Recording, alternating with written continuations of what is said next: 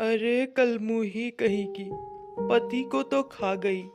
अब तुझे ये भी नहीं लगता कि बुढ़ी सास के लिए तुझे कुछ काम करना चाहिए?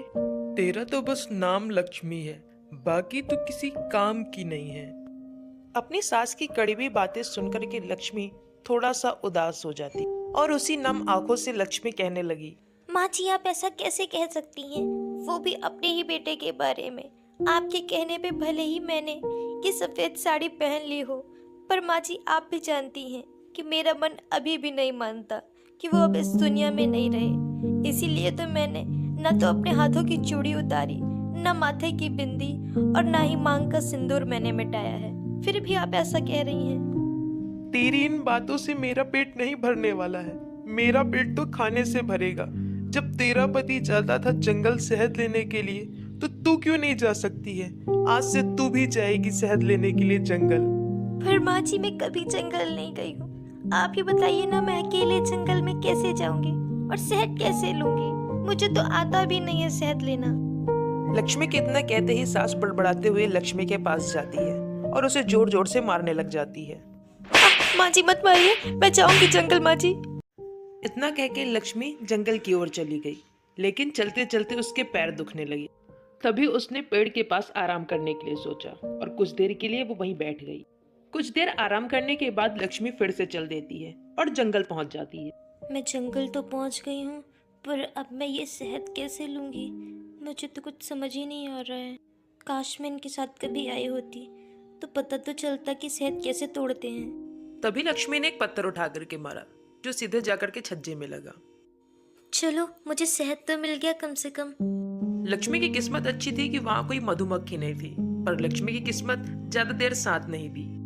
वहीं पे मधुमक्खी अपने बच्चों के साथ थी, जिसे पता चल गया था कि उसका छज्जा टूट गया है। तभी वो वहां से तुरंत जाती है। हरे पंखों वाली मक्खी बहुत ही सुंदर दिख रही थी। वो मक्खी लक्ष्मी से कहती है, तुमने आखिर मेरे छज्जे को क्यों तोड़ा? मैंने तुम्हारा क्या बिगाड़ा था? तभी लक्ष्मी अपनी परेशानी सारी मक्खी को बता देती है। लक्ष्मी की बातें सुन करके मक्खी को भी उसके ऊपर दया आ जाती है और फिर मक्खी कहती है, ये मेरी तरफ से तुम शहद ले जाओ। तुम इसे बाजार में बेचोगी तो तुम्हें बहुत अच्छे पैसे मिलेंगे। और ये शहद भी कोई साधारण शहद नहीं है। इसे खाते ही लोग बूढ़े से जवान हो जाएंगे। तुम इसे बाजार में बेच देना, इससे तुम्हें बहुत ही अच्छे पैसे मिलेंगे। चलो, अब तुम मेरे पीठ पे बैठ जाओ, मैं तुम्हें जल्दी से तुम्हारे घर छोड़ दूंगी। मक्खी, तुम्हारा बहुत बहुत धन्यवाद, पर मैं तुम्हारे पीठ में कैसे बैठ सकती हूँ? मैं इतनी बड़ी हूँ और तुम इतनी छोटी सी हो। लक्ष्मी के ऐसा कहते ही मक्खी अपने वास्तविक रूप में आती है। और फिर वो मक्खी लक्ष्मी को अपनी पीठ पे बैठा करके उसके घर तक छोड़ने के लिए जाती है। उसे छोड़ करके दोनों फिर अपने अपने घर के लिए निकल जाते हैं। लक्ष्मी उस शहद को लेकर के अब घर घर जाने लगी और घर घर जाकर के उस शहद को बेचने की कोशिश करने लग गई। शहद ले लो शहद, ताजी शहद। एक बार खाओगे बार बार आओगे, बूढ़े से जवान हो जाओ। शहद ले लो शहद। क्या तुम सच में ताजे शहद रखी हो? जी बाबूजी, एकदम ताजे शहद, अभी अभी मैं जंगल से लेके आई हूँ। ऐसी बात है तब तो ठीक है, फिर मुझे तुम आधा किलो शहद दे दो। लक्ष्मी के जादुई शहद इतने ज्यादा ताजे थे कि अब वो हाथों हाथ बिकने लगे। शहद के बदले लोग उससे खूब सारे पैसे देने लग गए और गांव के बूढ़ी औरतें और आदमी उससे और ज्यादा शहद लेने लग गए। लक्ष्मी को जो पैसे मिले थे उससे वो खाने के लिए सामान ले लेती है। आ गई कलमुही कहीं की, मेरे लिए कुछ खाने के लिए लाई है कि नहीं, कि ऐसे ही मुंह उठा के चली आई है? तेरा चेहरा देख के मेरा पेट नहीं भरने वाला है, खाने से भरेगा मेरा पेट। जी माँ जी, मैं राशन ले आई हूँ, आप बैठिए, बस मैं भी खाना बना के लाती हूँ। सास की बातें सुनकर के लक्ष्मी मन ही मन सोचने लग गई। पता नहीं मुझे कैसी सास मिली है। अभी अभी मैं बाहर से आई हूँ, खाना तो छोड़ो, उसने पानी तक नहीं पूछा है। ये सास है कि चंडाल है। रात होते ही खाना खाने के बाद लक्ष्मी बर्तन धोने लग गई और सास सोने चली गई। बर्तन धो के लक्ष्मी भी सोने चली जाती है। सुबह होते ही लक्ष्मी जंगल फिर से शहद लेने के लिए जाती है। लक्ष्मी जब शहद वाले स्थान पर पहुंची तो वहां मक्खी भी उसका इंतजार कर रही थी। उसने लक्ष्मी को फिर से खूब सारा शहद दिया और अपने पीठ में बैठा करके उसको उसके घर तक छोड़ने चली गई। लक्ष्मी शहद को लेकर के फिर से गांव-गांव जाकर के बेचने लग गई। लक्ष्मी का शहद अब तो और ज्यादा हाथों हाथ बिकने लग गया। उसे ढेर सारे पैसे भी मिलने लग गए। आपस में लोग लक्ष्मी के शहद की चर्चाएं करने लग गए और दूर दूर तक सबके कानों में ये बात फैल गई कि लक्ष्मी का शहद बहुत ही अच्छा है। लेकिन जब जादुई शहद वाली बात उसकी सास को पता चली तो उसकी सास फिर से अपनी बहू को बहुत ज्यादा मारने लग गई। क्यों रे कलमोही, तूने मुझे जादुई शहद के बारे में क्यों नहीं बताया? क्या तू पूरी दुनिया को जबान करके अपनी सास को बुढ़ी करना चाहती है?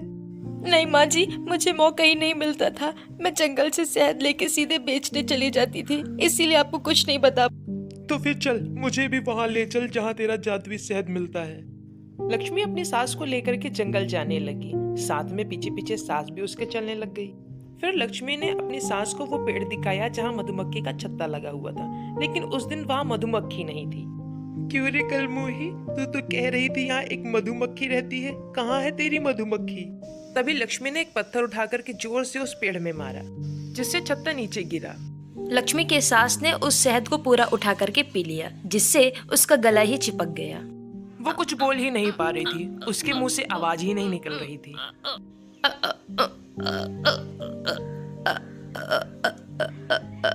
लक्ष्मी को कुछ समझ नहीं आ रहा था। तब लक्ष्मी ने मक्खी का ध्यान किया। हे मक्खी महारानी, आप जहाँ कहीं भी है, जल्दी से मेरे पास आइए। तभी वहाँ मक्खी प्रकट हो गई और लक्ष्मी से कहने लग गई, मुझे सब कुछ पता है लक्ष्मी, मैं सब जानती हूँ तुम्हारी सास के बारे में, इसीलिए मैंने इनका मुंह ही चिपका दिया। ये तुम्हें बहुत परेशान करती है ना, आज से ये कभी बोल ही नहीं पाएगी, ना ही तुम्हें परेशान करेगी। नहीं नहीं, आप ऐसा मत करिए, इन्हें माफ कर दीजिए। इनकी गलती नहीं है, सारी गलती मेरी थी।